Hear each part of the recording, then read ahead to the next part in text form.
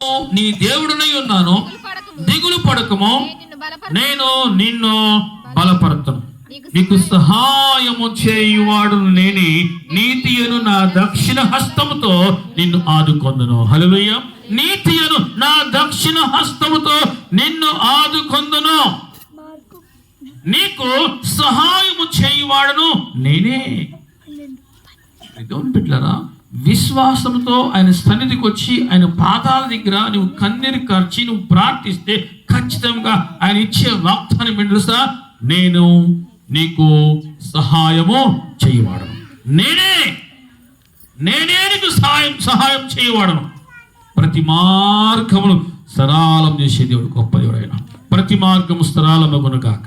ఆయన ఇచ్చిన వాగ్దానము, భయపడకము, నేను నీ దేవుడినై ఉన్నాను, దిగులు పడకము, నేను నిన్ను చెప్పండి బలపరుతును, నేను నిన్ను బలపరుతును, నేను నిన్ను బలపరుతును. బలపరిచే దేవుడు ఆయన.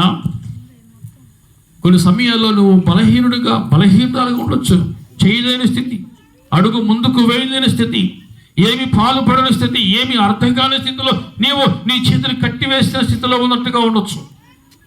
దేవుని బిడ్డరా, ఆయన అంటున్నాడు, నేను నిన్ను బలపరుతును, నేను నిన్ను చెప్పండి బలపరుతును, స్తుతించి ఆరాధింతును, నా చింతలు మరచెదను, నిన్ను స్తుతించి ఆరాధింతును, నా చింతలు మరచెదను.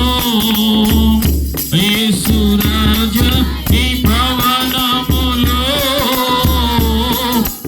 రేయి పగలు వేచియుందును,